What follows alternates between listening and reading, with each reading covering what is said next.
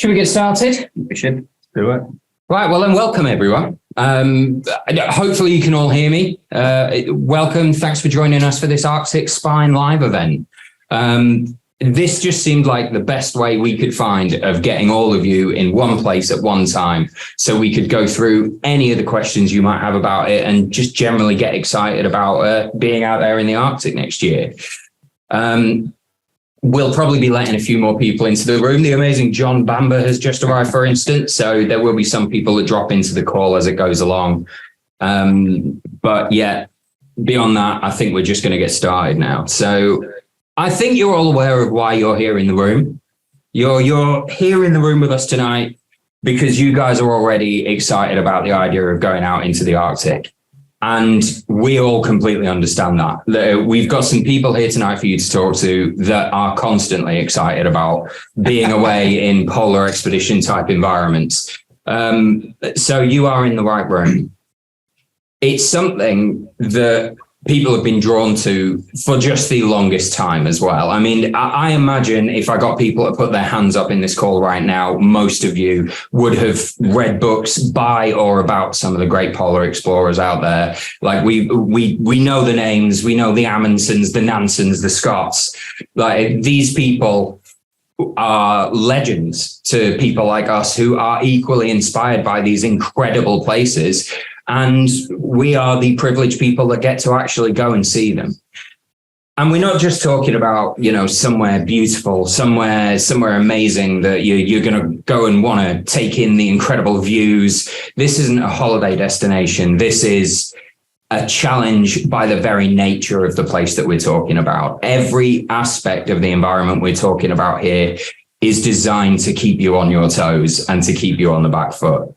We're talking about heading out to the Kungsleden in northern Sweden and seeing some of the most extremely beautiful places in Europe. One of the last remaining wildernesses you can still visit within Europe.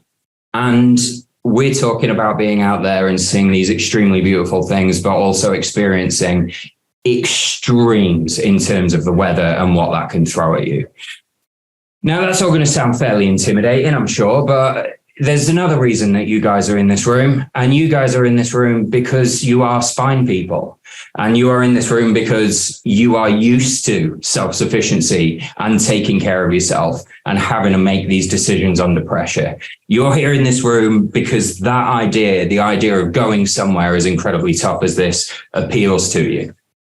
And just to set the scene for a second, I want you to imagine this call happening 10 years ago or longer, like before the very, very first spine race. The conversations that were had then were hushed and smaller in size and were all around the fact of, can this even be done? Like, are there people tough enough to go and take on this race? And that was over 10 years ago. And we're now at the point where the spine race is huge. We proved that point. But it took a first group of pioneers to come in and be willing to take on that first challenge and become the legends they are now. We know the guys who were on that very first start line, and they're still with us now. You guys are in this room because you are spiners, because you are used to that expedition mindset, and because you all want the chance to be among that first set of pioneers. That's what we're here to do tonight. Now, we realize that there's a lot to learn before you put yourself in an environment like this. And there's a lot of questions that you need answering before you can just sign up for something like this. And that's what this evening is all about. So we've talked very quickly there about why you guys are here and why you should be excited. It's probably fitting for me to tell you why these guys are here as well, sat next to me. I imagine you're familiar with Phil Hayday Brown. Hello, Phil. Hello, Will. Hello, Phil. I like the rhyming thing we've got going on there. It's always pleasing to hear. So this is Phil's race. This is Phil's baby. I mean, the spine race 10 years ago was an attempt at bringing the Arctic expedition mindset and model over to the UK. Now, Phil has finally got to take the race where he wanted it to be in the first place. He's going to get that expedition feel in that Arctic environment. We've also got Mike Stevenson here. Hi, Mike. Hi. Mike, solo world record holder for the fastest crossing on foot of Lake Baikal. Let's just mull that sentence around for a second. So we are talking about somebody here who really knows this equipment and how to squeeze the best out of it under pressure. He's also got extensive experience on the Kungsleden, so he knows the area we're going to be in as well. So we are talking about somebody here who's going to have a lot of answers to your questions. And now we're going to find out if the technology works as intended. And I'm going to say hello to Alex. So Alex, would you like to say hi? Hi, Will. Well, there you go. The science worked. That was Alex. Alex Buckland, 2016 spine race seemed to spark something in him and has since spent plenty of time exploring the cold. So we're talking about somebody again with experience in Baikal, on the Kungsleden, up in Greenland. So we've got a lot of people in this room with a lot of knowledge about polar exploration, and they are going to be very, very happy to answer your questions.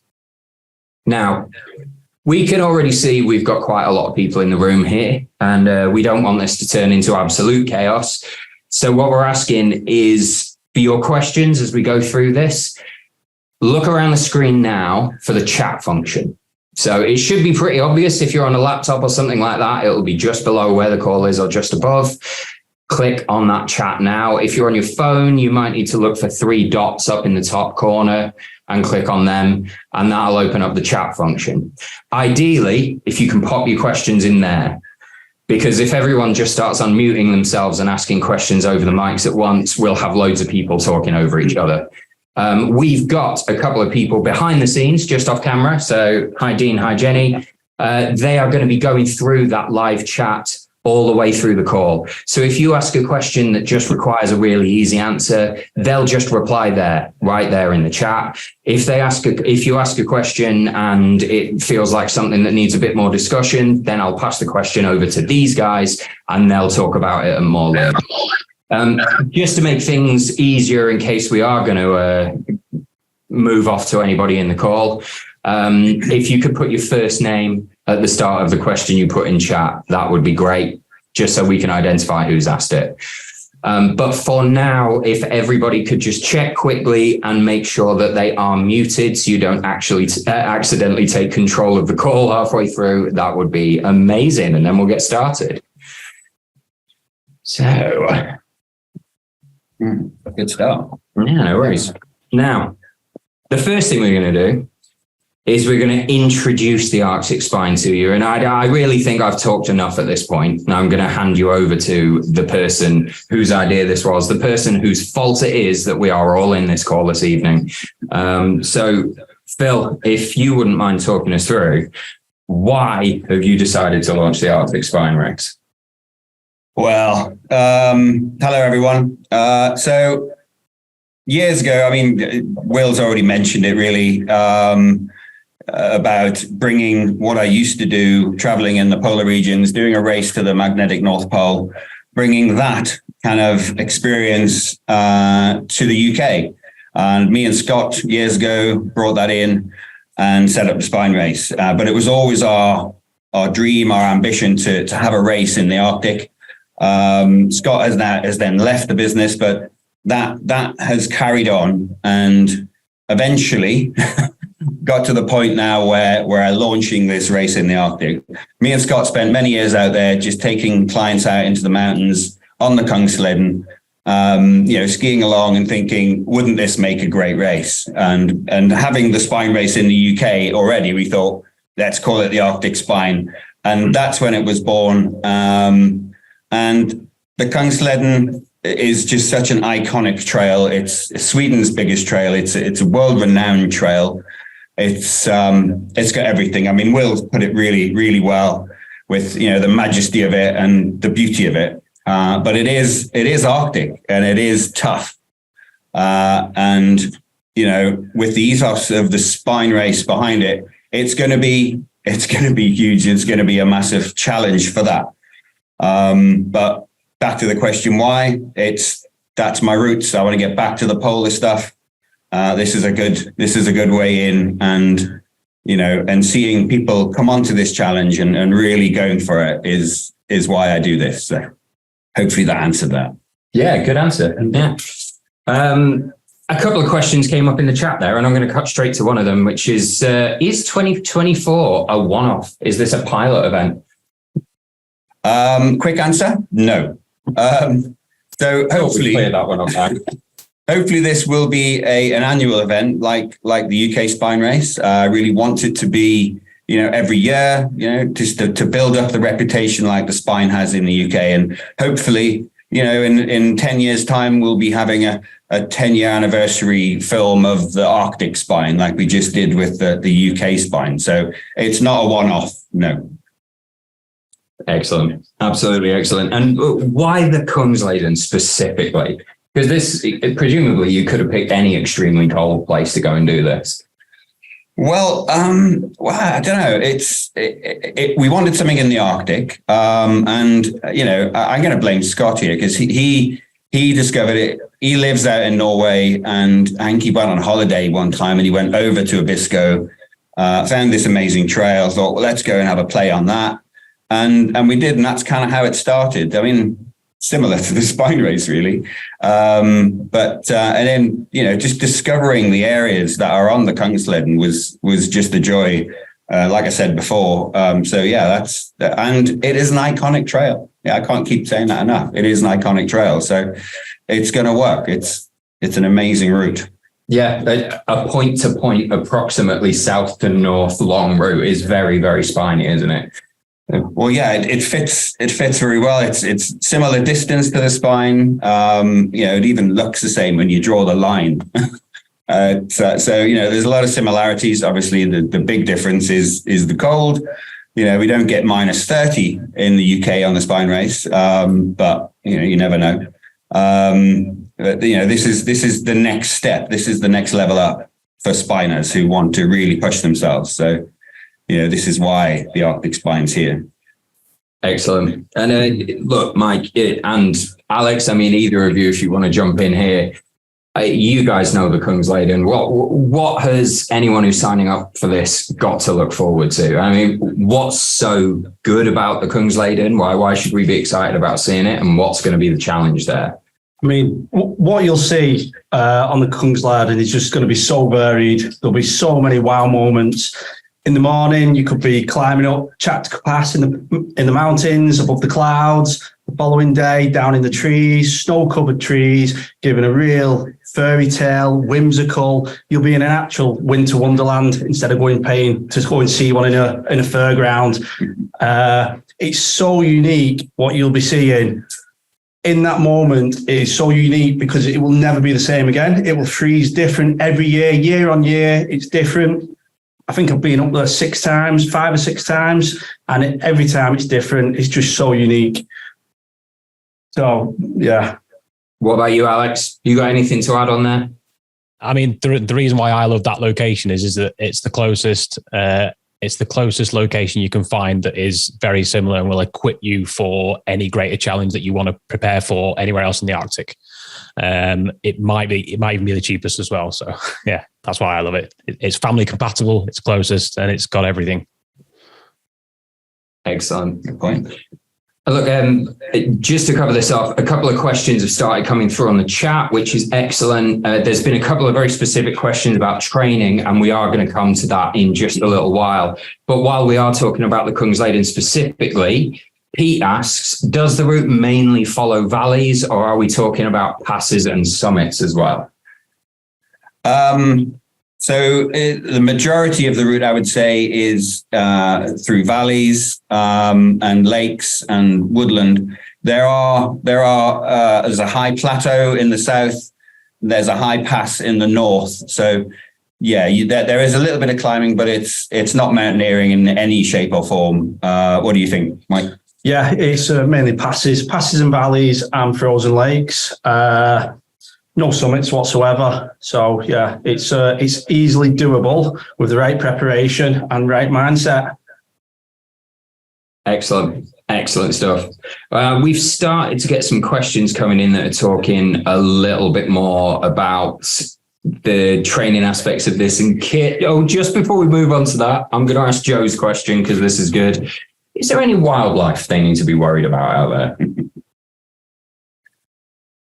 Apart from the spine, apart from the spine stuff. The wildlife. I mean, there are bears, but they're very shy bears, and there's never really been any reported incidents for bears in these areas. You'd be extremely lucky to see one, really. So there's no real worry there. The locals, they don't necessarily carry weapons for, it's not like polar bears. So they get that one out of the way, that it's not bad for bears. There are wolverine, just big angry badgers. And there are lynx. If you're lucky enough to see a lynx, they're out there, but they're very shy as well. Very rarely see them. So as far as dangerous animals goes, that's about it. But you've got the caribou, you've got the moose, when moose can be slightly dangerous if you get in the way. But so nothing crazy. I think the wildlife is more something to look forward to. If you see it, it's like you're lucky to see it because, like Phil said, they're more scared of us than we should be scared of them. Good question. Yeah, good question. There you go. Also, lots of reindeer. I mean, expect Christmas card scenes. Absolutely. I've got a million reindeer pictures from shooting up and down the Crumbs We are getting quite a few questions coming in that are sort of specific about training and stuff. So let's maybe get into the nitty gritty of what's required. We've set the scene now. We know what we're going to be looking at. How are we going to get through it? So Phil, could you if you could describe the conditions of the trail and what sort of skills you'll need to be successful? I guess this might be where we start digging into skis, snowshoes. What does the trail lead you to need to bring with you? So the trail can be many different things. It will depend on what's happened with the weather that year. I was there in February this year, and the conditions on the trail were amazing. So they were quite firm, and you could move quite fast on there with skis on, even with snowshoes. And that's on the tops and on the lakes. It was perfect conditions. The Sami were loving it because for the reindeer herders, it was great conditions for their job. But 2 years ago, the conditions were an absolute nightmare. There was seriously deep snow. There was no broken trails. I mean, I was riding a snow machine at one point, and you couldn't see the snow machine because it was buried under the snow, but you could still ride the snow. It was just so deep and crazy. And if you were skiing in that, it would be tough. It would be really hard. And you can never know what the weather's going to do year on year. That year where it was really deep, all the locals were saying they haven't seen anything like that for like 30 years. So, so that's the conditions of the trail. It completely depends on what the weather's doing, obviously beforehand. Similar to the UK spine, that depends how many people drop out, depends what the weather's been like.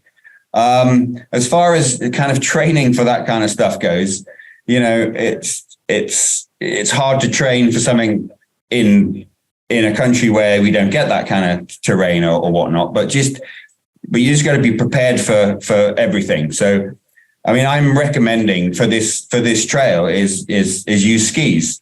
And that tends to kind of scare a lot of people because they maybe never put a set of skis on their feet before. But it's not technical skiing. It's more like just strapping planks to your feet so you don't sink in the snow. And after a half a day of being on a set of these backcountry skis, you'll be proficient and you'll be able to get some good ground. So that side of things, just you don't need to be a skier to use skis on this trail. Just make that very clear. And for training for skiing, because it's a very different movement to running. So it's more of a shuffle to what you're doing. So the kind of physical training for that, which I found and which I was told years ago when I was doing my own polar stuff, it's like mountain biking with clip-in pedals. So where you're pulling and you're pushing, and you're using a very similar kind of muscle group than what you do when you're shuffling along on these skis. And so that's good with that. Anything there? Yeah, for training for this, I mean, obviously you've all done ultras, you've done big challenges, so the fitness is obviously important. But I think a lot of it's preparation with your equipment, your stoves, equipment, materials, stoves, whatever it is, all act differently in extreme cold temperatures. Get to know them, strip stoves down, rebuild them, just sit down and practice with your equipment. Like I've spent hours stripping down liquid fuel stoves, rebuilding them, swapping parts. It's basically, that's the sort of training I'd recommend. Just,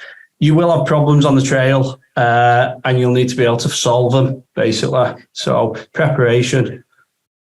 But as far as specific training goes, we will be having a mini 3-day skills-based training course just before the race that you can sign on to.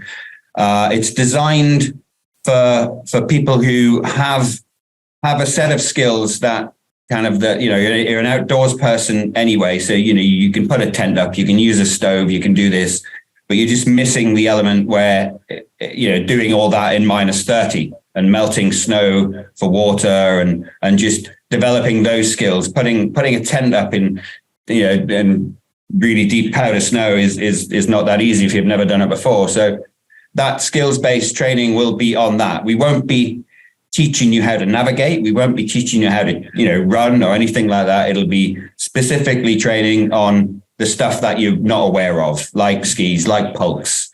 Maybe some stove work as well. So there's that, but also there is a course. It's an Arctic ultra training course that you can actually do in the UK, run by Dr. Mark Hines, and it's a really good course that just teaches you the basics of what you need to do in an Arctic ultra, because it's quite different, obviously, than a normal ultra.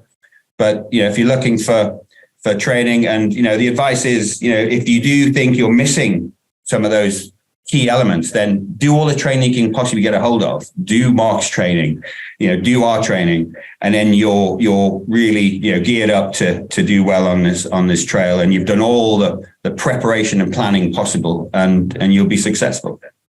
And if you look in the chat now, you'll see that Jenny has actually just put a link to Dr. Mark Hines' training stuff in there. So if anyone's interested, you can drop in the chat and have a look at that afterwards.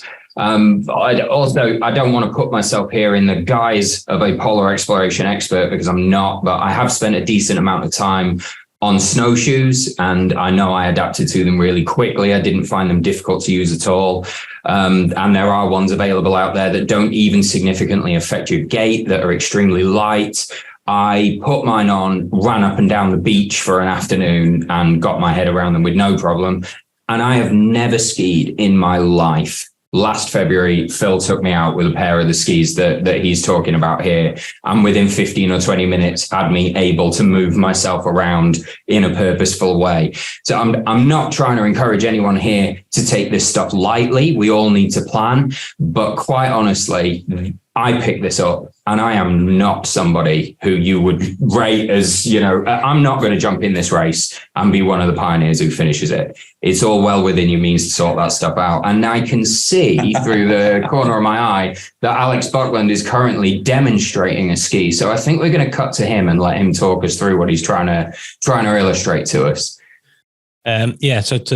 Like Will, I am not a skier, but I've spent a couple of weeks on skis in the Arctic and over the years. And I still don't consider myself a skier because it's nothing like skiing. I still can't alpine ski.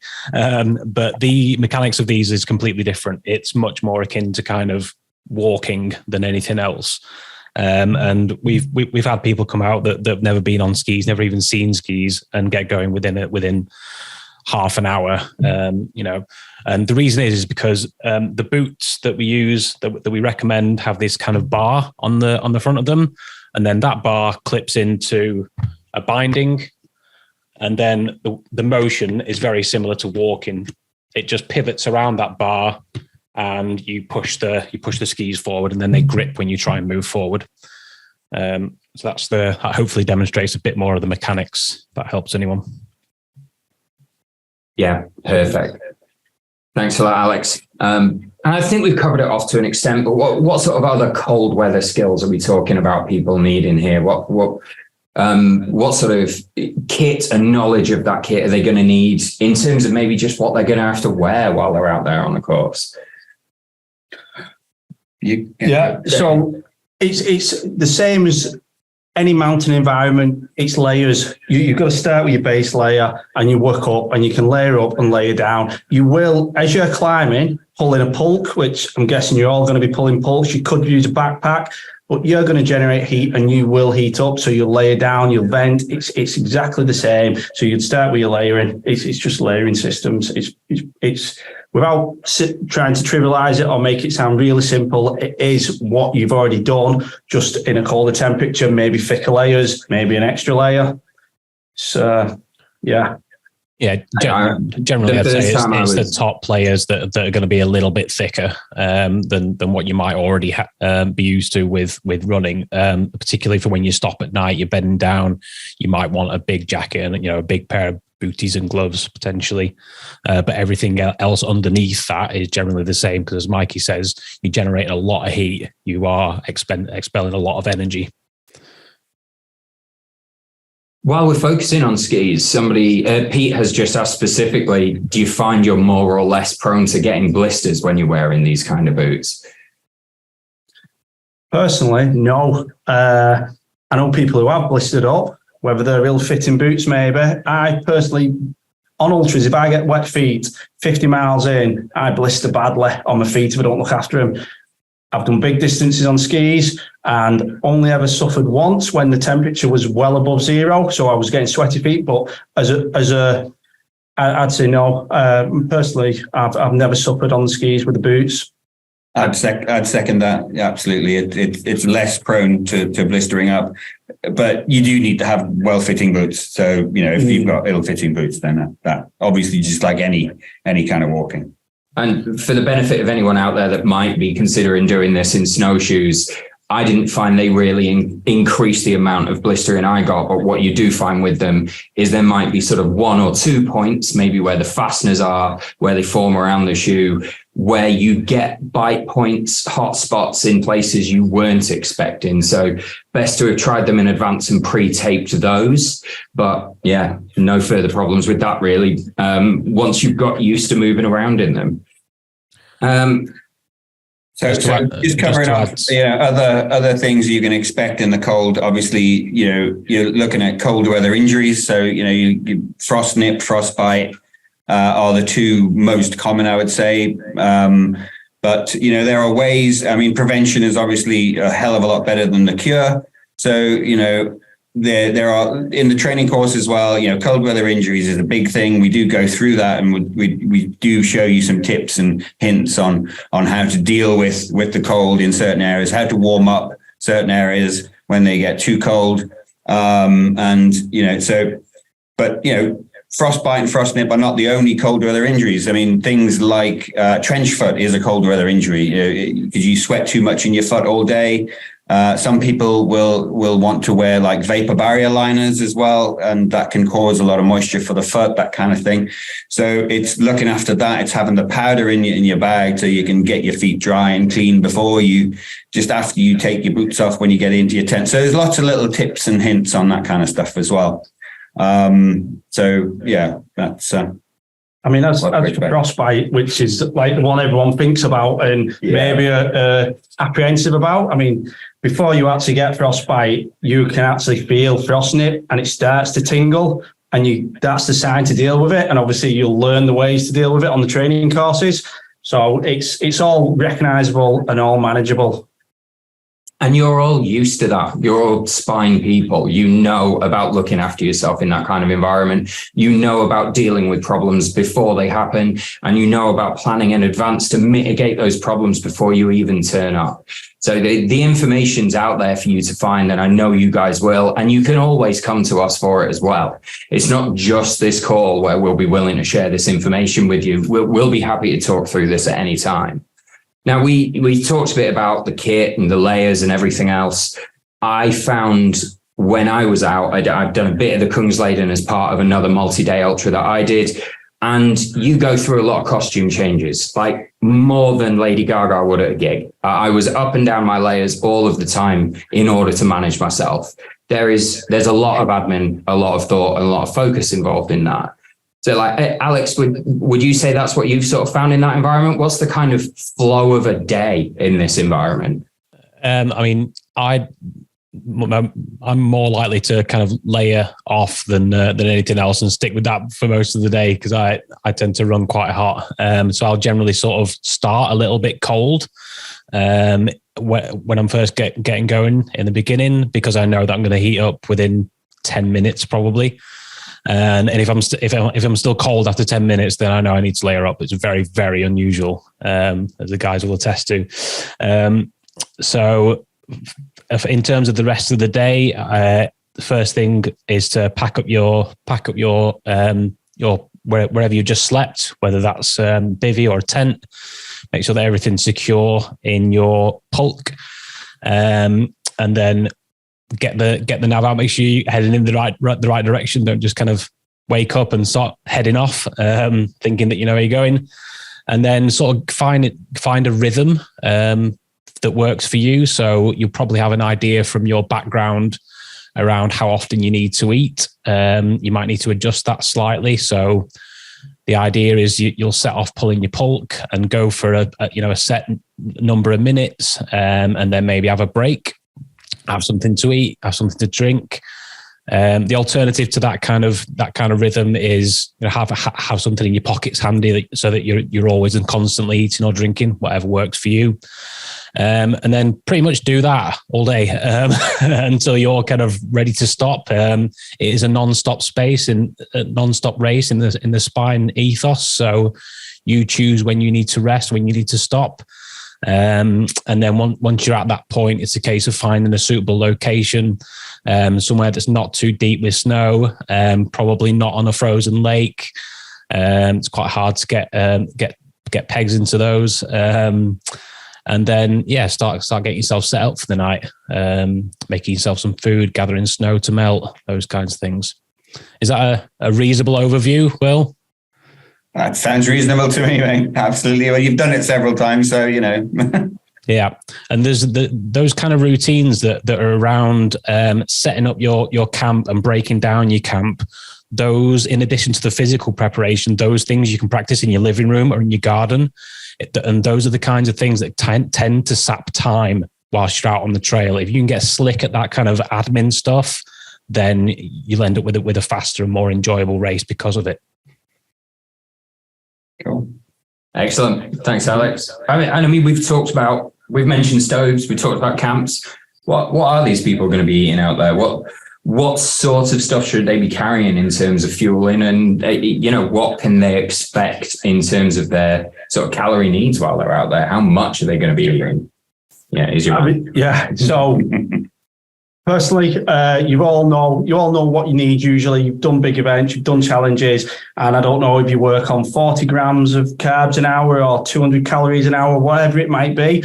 Just be aware you will take more. You'll be burning energy to keep warm, so your nutrition will go up. So be aware. It's something we can go through.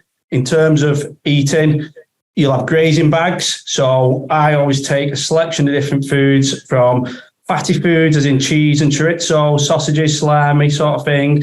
I have sweets, usual jelly babies or Haribo, whatever, chocolate, all different food types, just to get different food in at different times. It's the same stuff as what you've done time and time again in your spine race or your other ultra events. You just will burn a lot more to keep warm. If you want an example, I've given this before, out in Baikal, I was eating over 5,000 calories a day.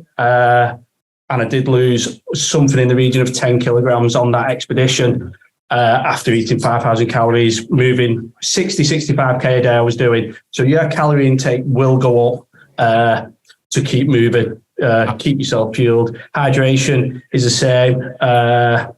It's the same usual stuff. So I don't want to tell you how to suck eggs sort of thing, but you will need to drink. You won't feel like drinking a lot of the time when you're in that environment. You might not feel thirsty, but obviously you've got to keep the basics, do the basics, and you'll get through. How many hours of movement were you doing for those calories, Mikey? What's that, sorry? How many hours? I was moving in Baikal. I think I was moving about 16 hours a day. 15, 16 hours a day. And it was just over 5,000 calories a day I was taking on board. And that was hourly. So every hour I was getting at least, a good feed every hour on the move. That was a speed attempt. So I weren't stopping. I only stopped every 4 hours, and I took an ultra fuel, which was like 450 calories in one hit. 16 hours a day. Yeah, I mean, that's a seriously long day, but we said this was going to be a tough race, right? This isn't a surprise. Now, in terms of the kit, we've had a few people asking about that. I guess some people are asking where are the best places for me to source the kit I would need for this. Do we know about rental options and that sort of stuff? Do you want to talk about that a little, Phil? Yeah. So once you sign up, obviously you get the kit list. The kit list is in the race pack anyway. It's quite an extensive kit list, and a lot of that is kind of gone into detail about specifics on that kit list. At the minute it's headings like hat, glove, sock, that kind of thing. Whereas we will go into a lot more detail of that and where you can get it, and what ratings they need and all that kind of stuff. But that's specifically personal kit. Then you've got the kit that generally won't be used or available just in the normal outdoor shop, like pulks and certain kind of skis and bindings and things.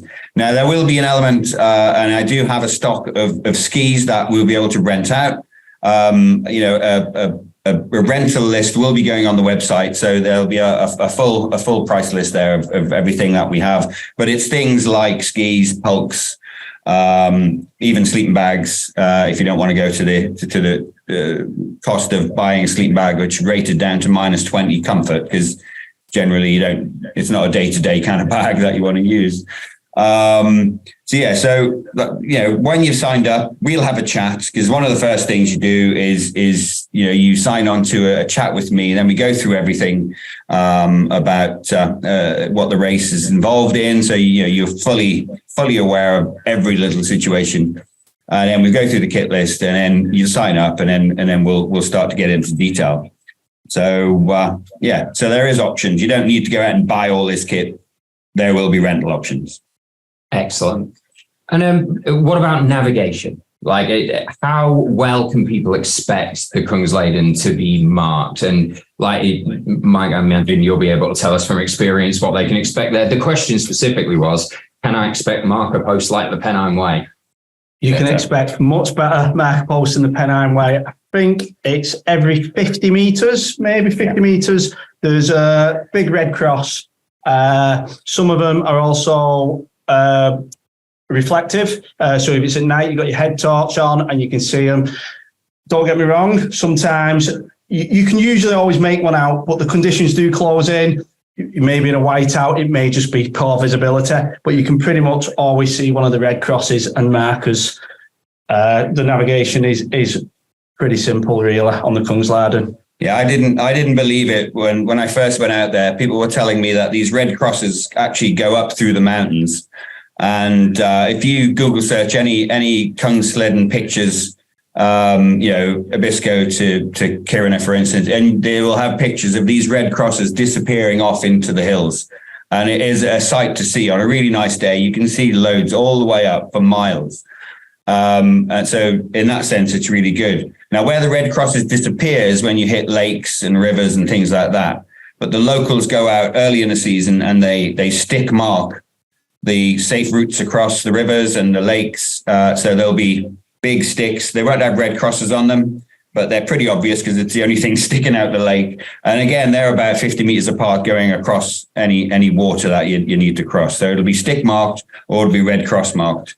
But it's not to say that you will not need to navigate, because as Mike just said, there are times when it's a complete whiteout, so you can't see the crosses. And sometimes, there is a turn. And when there's a turn, you tend to get 2 red crosses on a pole, which indicates that there's going to be a turn.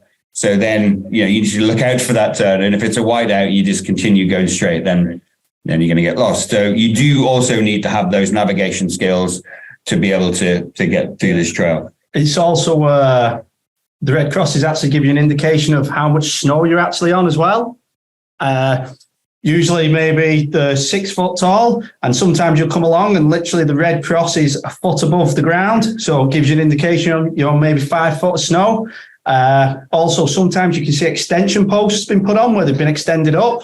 So it's you get a few ideas of what you're actually passing over and crossing with these red crosses. And there you go. Alex has put some up on the screen in front of you there. And that's Jack the Passer. Yeah. So really, you recognise that? I do. This is the highest pass. Yeah, this is the highest pass on the trail, and those crosses will take you on a clear day all the way up there. Lovely shot. Amazing. Thank you. Here's a specific question, but absolutely worth digging into. So thank you, Elise. How do you stop water bottles and bladders from freezing?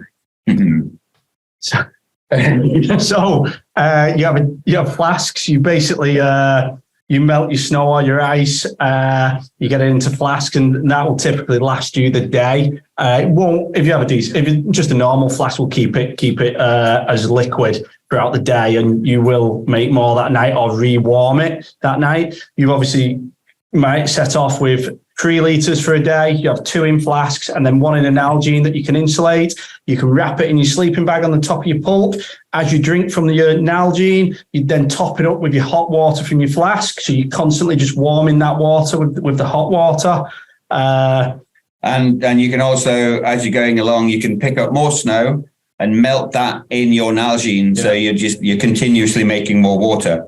But expect to start, just getting used to drinking warm water all the time, because you'll be craving a nice cold drink, but at the end of the day. But generally, because you're always, melting snow, boiling your water, filling your flasks and filling your water bottles with hot water, you get used to drinking warm water. Yeah. I mean, the key to this is what Phil was saying about you filling this up and then you top it up. It's all routine. Alex touched on it earlier with the tent routine and stuff.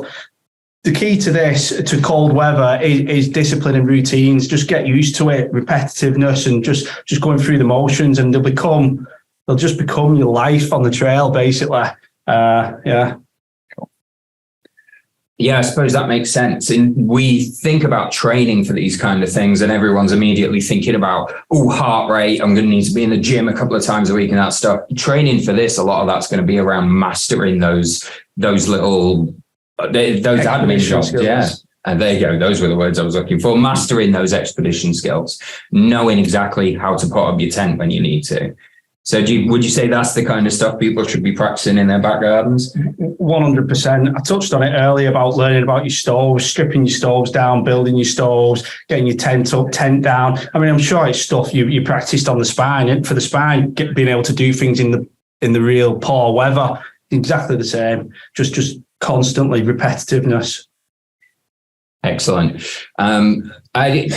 One question I am just going to cover while I'm scrolling through and looking at them, because it's, a legit question and we are going to be passing through some very lakey areas. Let's just talk about the frozen lakes for a little while. Are there going to be some that you cross? Do people need to be worried about that at all? Yes. So there are a few areas on the trail where, potentially if you go off the stick mark trail, then, you could end up in a little bit of a soggy mess. Generally, you won't go through the ice because the ice is so thick. What happens is it kind of freezes, it defrosts the ice on top, so you get pools, but still a big foot into a pool is still wet. So you're not going to go through, but you could still get wet. But if you stick to the stick markers where the locals have put in, if there's no stick markers going across a river or a lake, don't go on it, because the locals have tested it and they've probably gone through, or they've gone into pools and whatnot. So it's not good enough to stick mark. If the trail across the lake is marked, it's because they've been across before you on snowmobiles. So you're going to be okay as long as you stick to that marked route generally. Well, I'm saying that like an expert. Would you say that's fair, Alex? Yeah, absolutely. Yeah. The open water will be avoided with the sticks, and anywhere that's supposed to be open water where the locals, for example, have dug holes to get their fresh water from, will be very obvious as well, because there'll be a massive stick and a bucket attached to it. So you'll know to avoid that. Yeah, it's a great system. While we're digging into kit again, obviously you're wearing all of these layers. You've got all of this kit to keep you safe from the cold. Frostbite, hypothermia, these are the things that people worry about first when they go onto these events. What are the key ways of preventing themselves from getting into that problem? How are they going to stop themselves ending up with hypothermia or ending up with frostbite? It's the same stuff what you've done before. If you feel cold, don't procrastinate. Stop, put a layer on. Simple as that. If you're burning up, if you're generating heat, if you're sweating, vent. Let the vapor evaporate. It's the same stuff. It really is the same stuff. You're just in some ways. I mean, all these outdoor environments are dangerous, but potentially if you go down in this sort of environment, you might go down a lot quicker than you would in a different one. But yeah, it's just dealing with stuff straight away. Don't procrastinate. And it's why I want everyone to be carrying a tent. So you will have the ability to stop, put your tent up, get inside, get your stove on and get warm. If I know that you're going to set off into the wilderness in the Arctic and you can do that, then I'm happy. Yeah. Because if shit hits the fan, then I know you can put your tent up, you can get in, you can get your stove on, you get in your sleeping bag and you'll be warm. And you will have a tracker. You'll have a GPS tracker. And these are two-way communication trackers. So once you're in your nice little snug sleeping bag, you can then send a message saying, I'm in the shit, help. So, and we know where you are because you're on a tracker, and we've got Sammy on snow machines. We've got Sweden Mountain Rescue, who are amazing. So the safety behind this is fantastic. But as long as I know that you have the ability and the equipment and know how to use it to put your tent up, get warm, then I'm happy. And you can get your tent warm as well. When that stove's on in your tent, you'll be surprised at how you can strip down to your base layers. Obviously, the minute you turn the stove off, the heat goes, but you can get hot in the tent, which is what you want to do in the evenings potentially, or if you've got an issue. Excellent. And look, Phil, you touched on something there that I meant to bring up a little bit earlier, which was about tracking. And I just wanted to talk a little bit about support here, because I name checked at the start of this whole thing some polar explorers that were really out there at the edge of what humans even thought might be possible. And I know we're going into a sort of similarly extremely challenging environment. They're going to feel like they're on their own a lot of the time. They're going to feel like they are out there in the elements with nothing but their own wits to live on. But we are going to have eyes on them, right? This is a spine race, and there are going to be people watching over them on the course. So what can people expect in terms of support? So I've already mentioned, so we're going to have roaming Sami, so local guys who know the area like the back of their hands. This is where they do their reindeer herding. So they know everywhere on this trail. And they'll be on snow machines, and certain areas they'll be going along the trail, just welfare checking, that kind of stuff. And also along the Kungsleden, the majority of the Kungsleden, you're not that far away from a cabin. So there are cabins, you're generally only about 12 to 15 kilometers away from a cabin at any one time.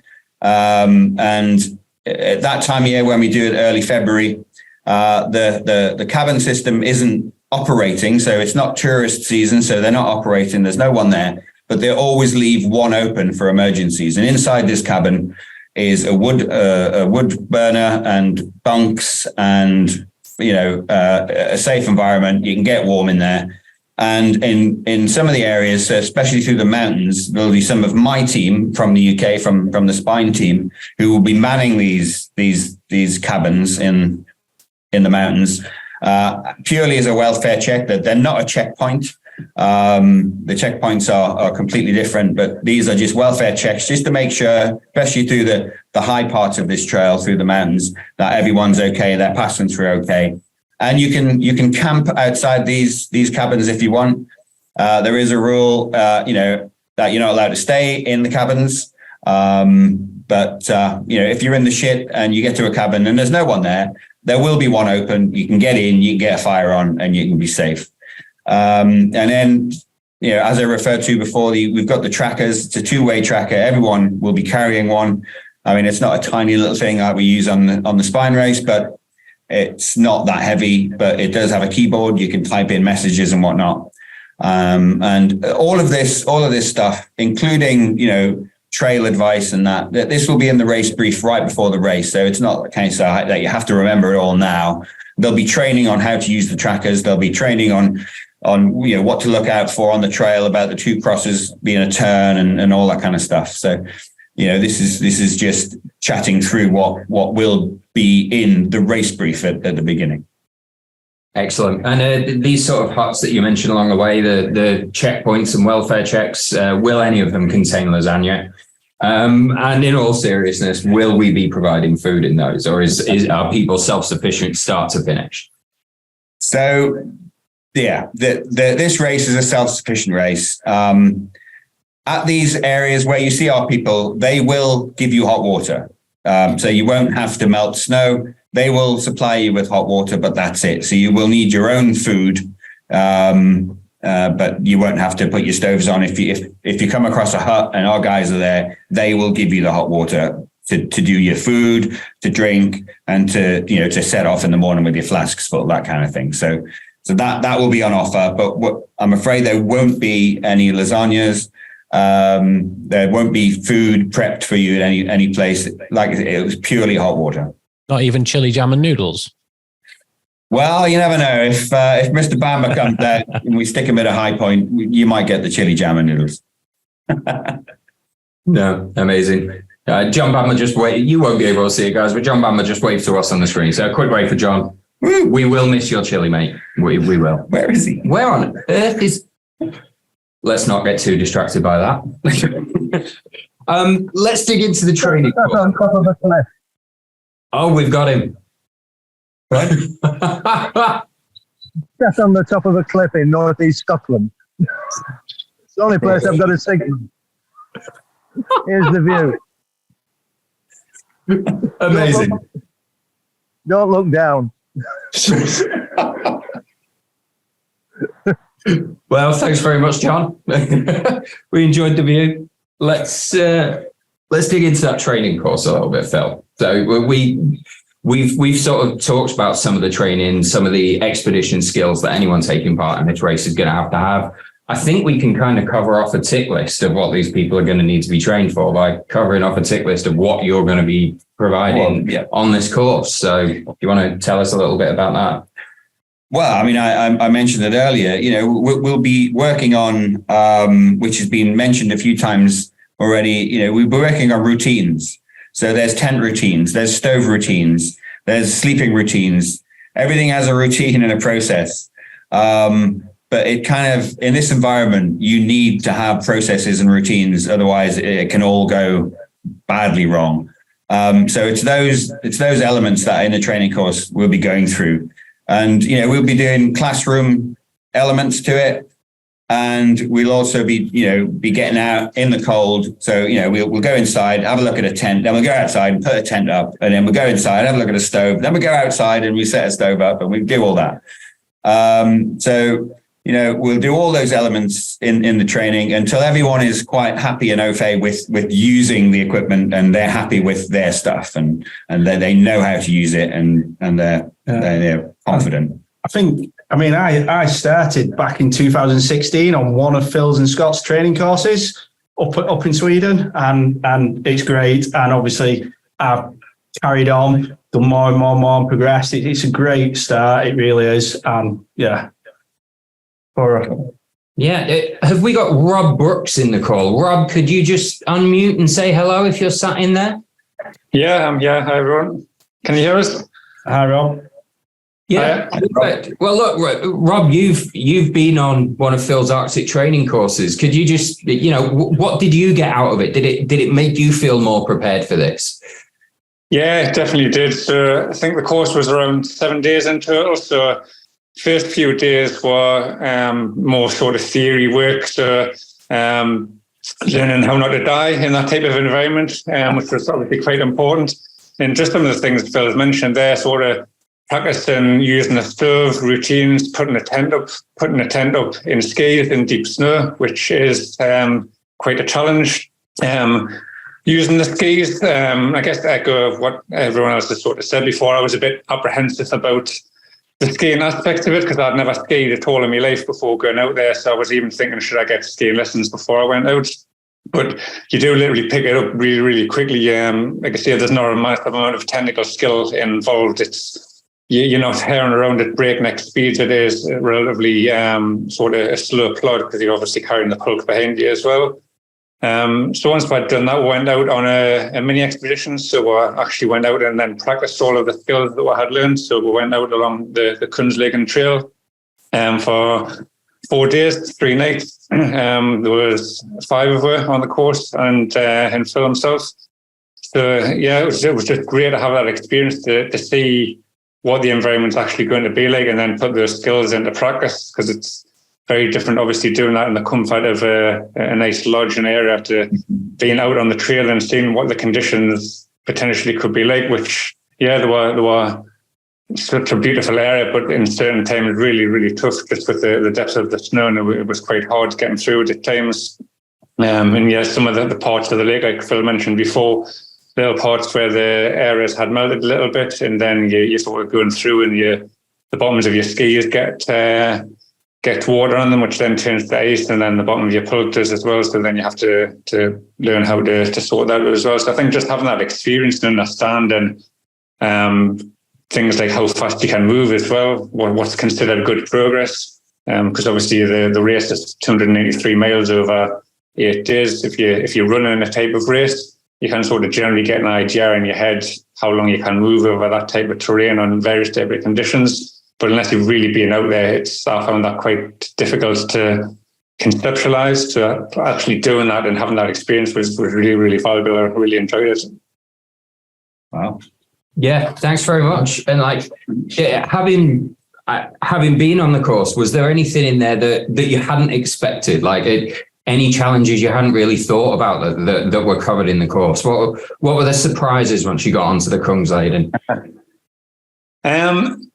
Yeah, I was surprised just how tough like I say, the depth of the snow was definitely made it really, really difficult because it was early in the season, so it hadn't been consolidated and we had a considerable amount. So you were really, really breaking ground, and it made it really, really very slow.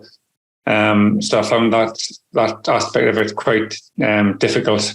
I think some of the things that are what different or maybe is what I was expecting, and I guess if you think about it, it's obvious really, but it's much more of a dry cold out there. So you go in the UK and you do the UK spine race, and in most years it's wet and horrible and muddy underground. So sort of Mike touched on it before there, managing your feet when they're wet can be quite difficult, and it causes lots of problems. And being wet cold is quite difficult to manage, but being dry cold, because it's minus 30, minus 20, whatever. It's not going to rain out there. You're not going to get wet through rain. You may get sort of wet through sweating.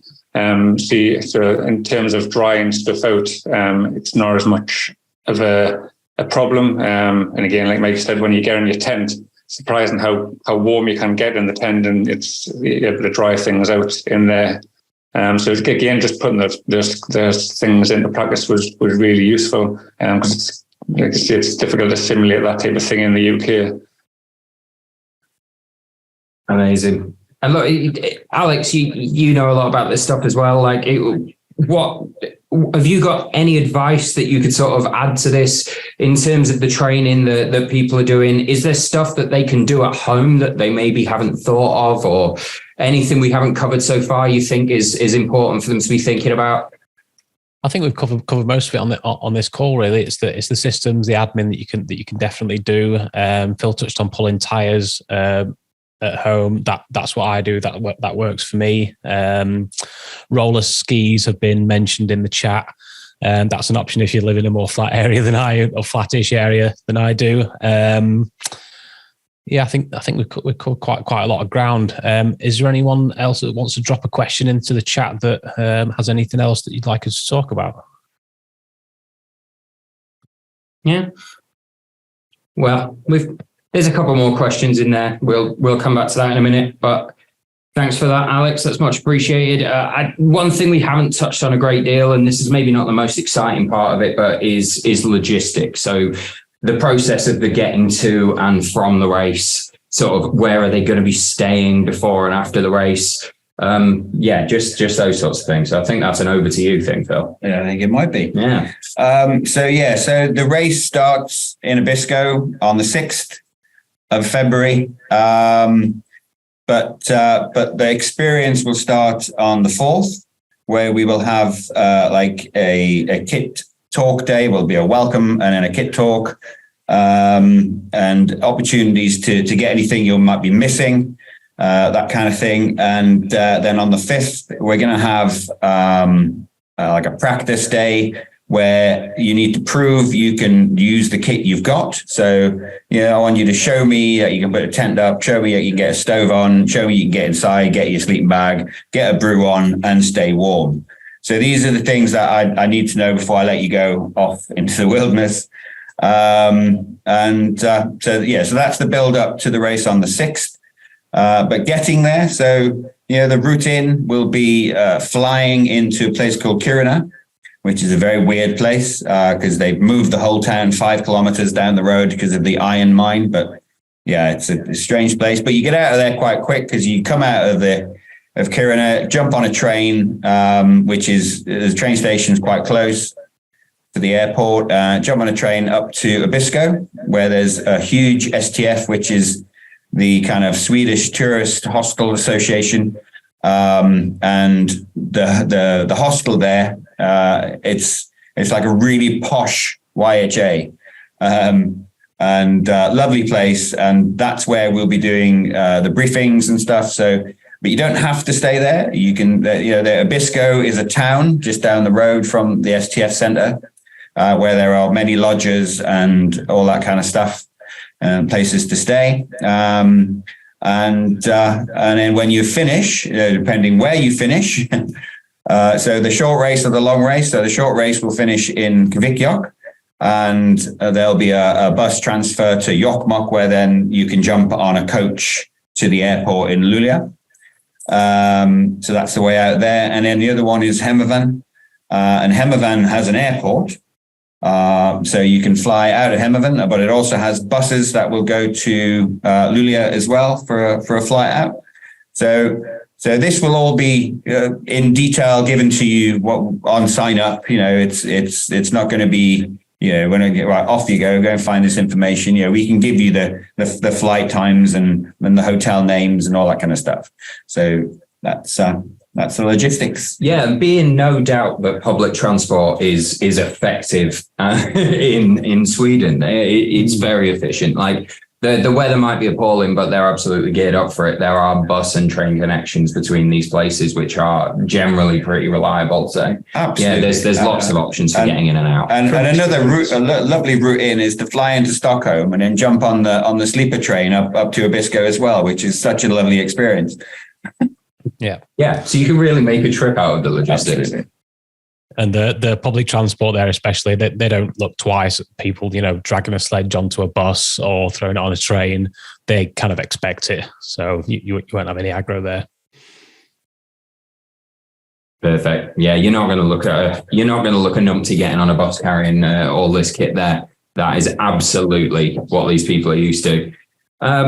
So we've kind of covered off the major points that I had in front of me and quite a lot of the questions that are coming on the chat. Let's open this up a little bit here because I've got a few questions in the chat that I'm going to go back through. But now is your time, people. If you've got a question that's been buzzing around your heads over the last sort of half hour or so, pop it in the chat now and we'll start going through into these nitty-gritty little questions. So I'm going to start with what's in front of me at the moment, which is one from David. Is there a separate leaderboard for skis and snowshoes? Categories. Well, the quick answer there is no.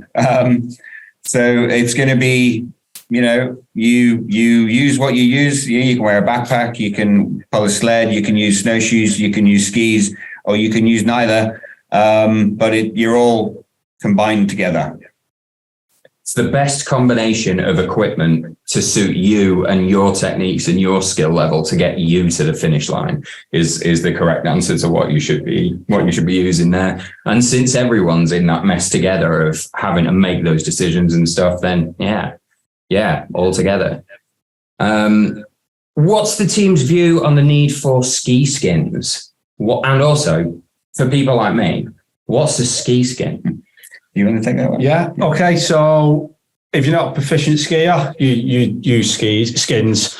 Skins are, they're like, I mean, back in the day, they were moleskin. Now, obviously, not moleskins, but it's basically like you stick them to the back of your ski and you run your hand down. It's very smooth. You run your hand back up and it's like a load of little hairs that stand up on end. And the idea is that when you pull against the snow, it propels you forward.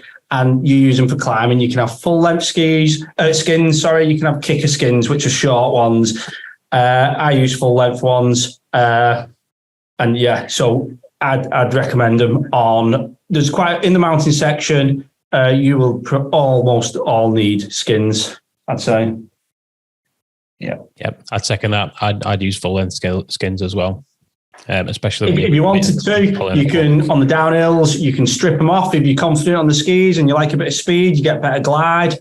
So they do come on and off. I do have a set here, spur. If you want to see them, grab them. Why not? We're here. Let's make the most of it. Also, on the downhills, and I mean we're not talking severe downhills, but on the downhills with the skins on, it gives you an element of control. Especially if you've got a pole pushing you from behind. So, wow. So these are sheets in between that protect the glue on the back. You can hook over. I don't know if you can see that. Hook over the front, and they stick on the skins.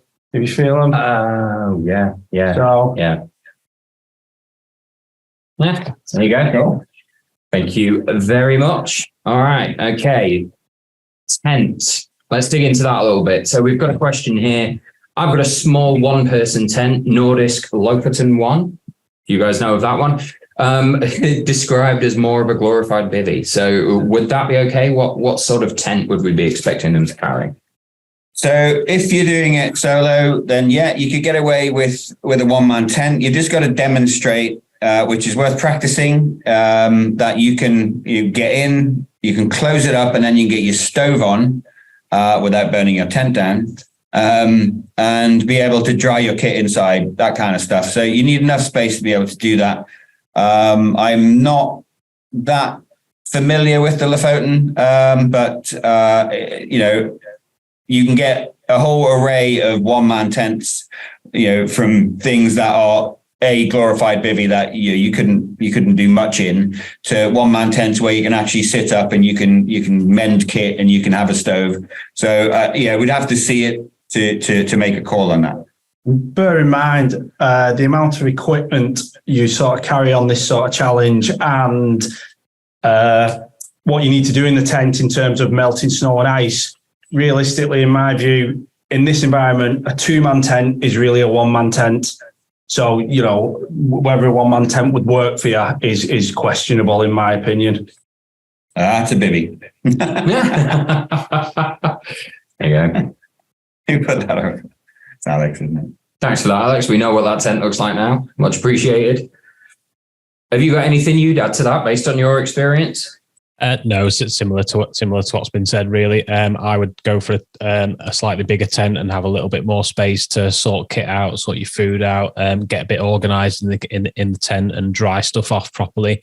That'd be my preference for sure. I'd always err on the side of a slightly bigger porch than the Lofoten one, and sprawl out a little bit. Excellent. Thank you very much. Here's another specific one on skis. Suggested ski width.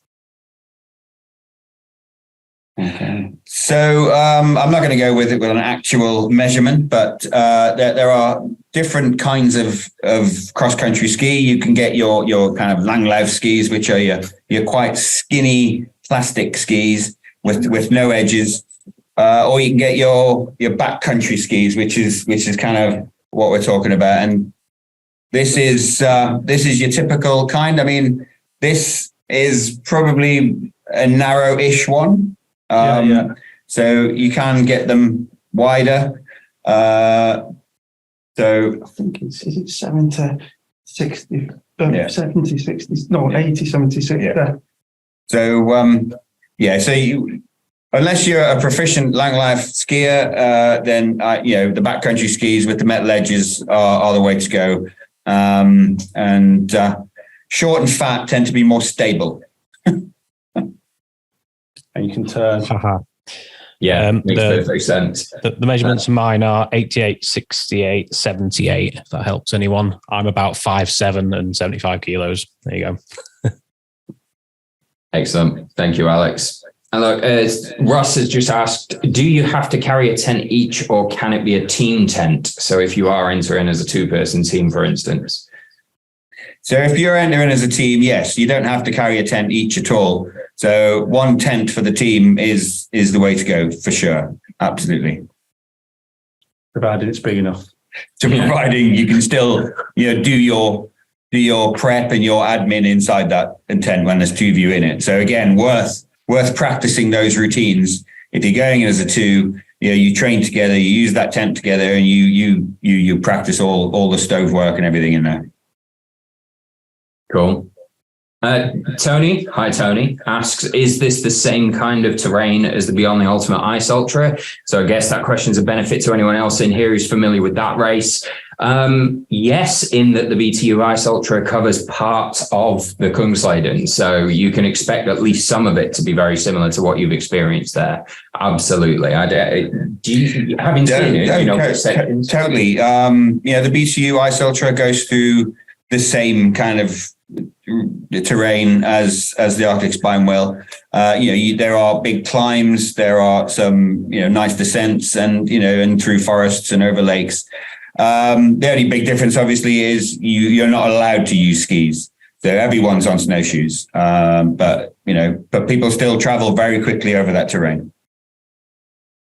Excellent. Okay. We're going to move on soon unless people start putting some more questions in there. So has anyone got anything else for our experts while we've got them here? It's not often you've got people with this much cold weather experience in one space. So what do you want to know from us? We're here for you. Jenny, is there anything we haven't covered from the questions from beforehand? Cool. All right. Well, based on your experience, I'm going to give Alex and Mike a second here between them. Based on your experience, is there sort of anything important we haven't covered yet that we need to go over? I think we've been pretty thorough. It's about preparation. It's about learning the routines.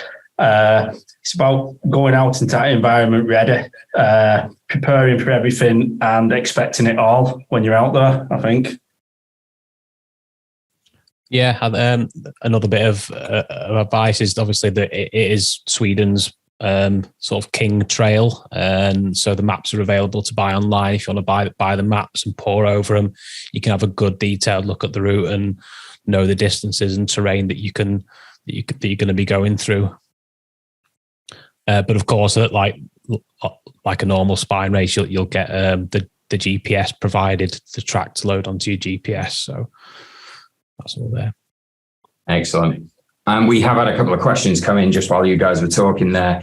We've had a question about the solo versus team thing. I guess we didn't really cover that when we talked about logistics. So what is the crack there? What kind of teams can enter? How many people can enter? Just that sort of thing. Okay, so so we will have talking about categories. There will be a solo category, there will be a team category. That is the difference. And teams, we're talking teams of 2, 3, or 4. With any bigger than that, then it's not manageable with the size of tent and equipment you're going to need. But a good sized team is a 3. You can travel well together. You can share the equipment. It lessens the load, and it's a safer way as well. If you're not all very experienced, then you can all help each other at certain times. So hopefully that'll answer that. Yeah, excellent. We've had a couple of questions from Jenna in here. The first one of Richard: do women enter the race? And if so, are there any adjustments? And I mean, my answer to the first part of that is women will enter the race if you enter the race, Jenna. You are absolutely welcome to. We don't have past entrants to draw on here. This is a very first. But yes, of course, if you're asking, can women enter the race? Please do. Yes, 100%. In terms of adjustments, the race stays the same. You know, the race isn't adjusted for men or for women. And if there's any more specifics to get into than that, we are here from here until the race starts. And we are always happy to talk about anything that you want to bring up. You've also asked, Jenna, what distances do you train up to on any given day? So if we're talking about training, what sort of specifics in terms of the length of time they need to be out training would you recommend? I mean, again, I'll say it again. It's like you've done big challenges. You're obviously all capable and fit, and it's the same as training for an ultra. Get out there and do the long days. But I'll go back to the preparation. It's the routines. What I think you should all have with your background. You should all have that fitness and that sort of knowledge of that sort of training, and you've done it before for what other events you've done.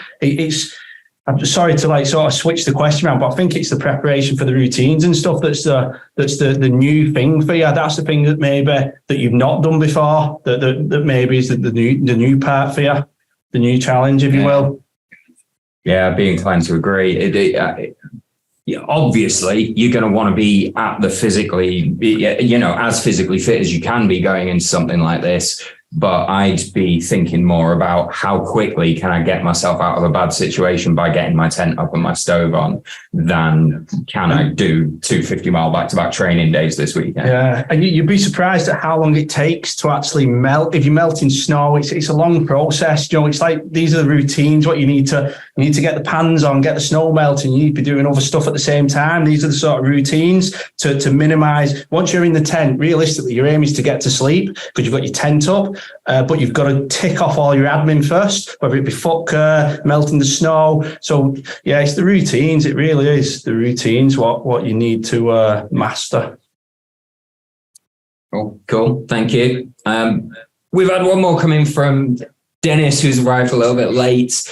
Dennis, some of your questions about the logistics and rent options and stuff like that, we have already been through quite extensively, so I'm not going to go through that with everybody all over again. But you are welcome to message us after this and we'll talk to you directly. Equally, there's going to be a recording of this available, so you'll be able to go back through there. You asked about snowshoes. Will we have to use them all the time or just when needed? Obviously, you may be on snowshoes. You may choose to do this thing on skis. So it's not a race where snowshoes are in any way compulsory or that you would be forced to wear them all the time. Again, this is up to you and what you think is the right thing to do in the conditions. I can't imagine, though, and I'm going to turn to you here for Mike, that getting the skis on and off readily and regularly is an easy thing to do while you're out there. I mean, you can get them on and off very easily. Whether you'd want to do that is another question, because you can't imagine. I mean, every year in, year out, it's different snowfall, different, you know what I mean? But there's not many areas where I can see where you will not have to have, if any at all, where you will not need snowshoes or skis. You will just sink through the snow. There could be potentially some lake crossings that might not have that much snow on, where you can even run maybe. There'll be elements of that. And some of these lakes are not small, so you could be on that lake for hours.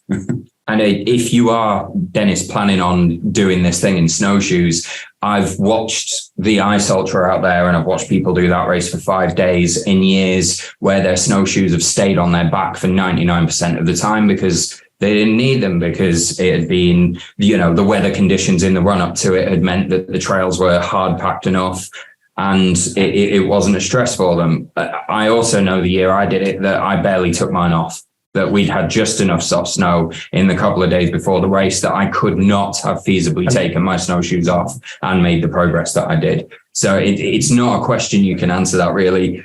until you've seen the conditions in front of you on the day. So be ready to be in them for the day if you need to be. Yeah, I'm just going to add that with it being very early in the season as well, later in the season, you could expect the trails to be maybe hard packed and stuff, but this early in the season, there won't have been very many, if any, people go ahead of you. So you will be in fresh snow, breaking trail potentially most of the time. Breaking trail in more ways than one, really. So breaking the trail for this race as well. Oh, that was good. You like the link? Yeah, that was good. Yeah, very good. Excellent. Well, look, Phil, Mike, Alex, you guys know this area, you know this trail, you know this race. We've talked quite a lot about preparation and how you get around all the difficulties and stuff here. Why should they be doing it? You know, those are all the hard things and the challenges that they've got to overcome. But what have they got to look forward to? Why should they be going out and doing something like this? I mean, there's obviously the word got thrown about earlier about pioneers, and obviously to be the first, obviously that's an obvious thing. It's the first time. What's it going to be like? Is anyone going to complete it? Is anyone going to finish it?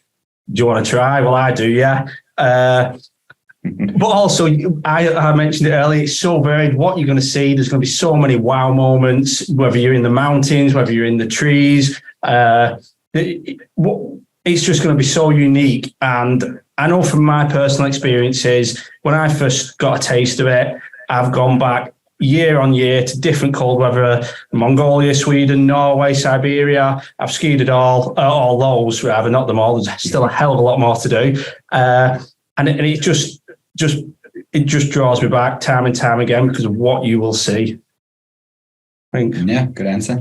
Yeah, totally. I can only really tell you the reasons why I go, but the silence, the solitude, the cleanliness, like the mud and the flies and the bugs that you get in the spine, there's none of that to kind of deal with. If you're a person that likes big weather, big challenges, or if you've got kind of aspirations of pushing to higher and higher latitudes, then this is the place to start off, because it'll give you everything that you need. I said at the start, it'll give you everything that you need to go as far as you want, whether that be Greenland, northern Canada, South Pole. They're all the same kinds of skills and routines that you need, that you'll get exposure to in Arctic Sweden, and that's why I go back year on year.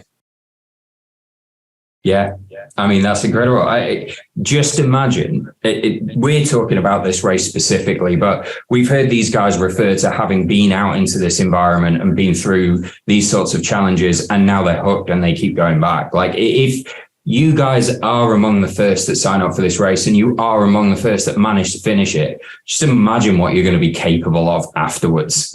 If you've got through this environment self-sufficiently. But what's going to be the next expedition after that? You guys are going to be able to go anywhere. So the confidence you get out of something like this just can't be underestimated. Well, go on, Phil. I'm going to let you finish off. Absolutely. I mean, look at this. It's an expedition, really. And as I said in our little film that we made for this race, it's an expedition with a twist. It's a race as well. You're out there doing a polar expedition, and you can officially call it a polar expedition because you are on one. So you can line yourself up with the explorers of old, as Will said earlier. Your Nansens and your Scotts and your Amundsens and your Shackletons, and and breathe in that historical air. You are in the footsteps of the great. And it sounds corny and it sounds silly, but when you're out there and you're in that weather, skiing along and head down into it, you will feel amazing, and it'll be a fantastic experience. I can't sell it, enough, really. I love the place. This is why I've developed this race from going out there for years, and it's a fantastic place. So, need to share these things with people, and you need to fill your life with this kind of stuff. You need these experiences. Just get out there and experience as much as you possibly can. If you're going for the win, fantastic, but just get out there and do this race because it will be amazing. It'll be brutal. From the man himself. Cool. Sorry, Alex, did you have something to add there before we start wrapping up? I should never repeat a joke, but it'll be brutal. Yeah, well, we can guarantee that 100%. Look, I'm going to this is it. Last chance. If you've got a question you want to ask us, drop it in that chat now. Otherwise, we're going to start wrapping up and talking about how you guys now move on to entering the event. Which once again, Phil, I'm going to drop on your lap if you don't mind. So, well, it's very easy. You go to our website, you click on Arctic, and you fill in the form and you apply. Then you set yourself up a call with me where we'll go through a lot more stuff. And then you'll go back on, you'll be accepted and you'll enter the race. And then you start that journey. You start that amazing journey of, finding a kit, finding logistics, getting the training done, getting the knowledge base. So it's as easy as that. Just go to the website, click on Arctic and you'll be there. And don't think this is the last opportunity to speak to us. Like this has gone well tonight. I hope you guys agree. Like we've enjoyed this. It's given us a chance to talk to a lot of you about this race. And hopefully we'll do other events like this along the way. But we are just at the other end of a phone. We are just at the other end of an email. If you need us, you can book calls with Phil if you want to get a little bit of his time. We are always available. So don't feel like it's sign up and then you're on your own. We're here for you. We realize how big a challenge this is. And yeah, you guys could be the first. You could be the Arctic Spine Race pioneers. And that's very, very exciting. Cool. All right. Well, it is starting to feel like we might be there. So before we sign off completely, guys, you will see in the chat at the moment, the link to the Arctic Spine Race on the website has just gone in there. Jenny has also just dropped in the Calendly link so you can book a call with Phil, which I'm sure he'll be glad about. That will fill up his diary for the next week or two. And thank you very much. Just thanks to everyone who's come along this evening and ask questions, or if you were sat there behind a grey rectangle just listening in, just thank you for being here and absorbing it all. And we look forward to meeting some of you out there in the Arctic. And we very much look forward to hanging a medal, hopefully, on at least some of you at the other end of the trail. So, good evening, everyone. Thanks, guys. See you later. Thanks for coming. Cheers.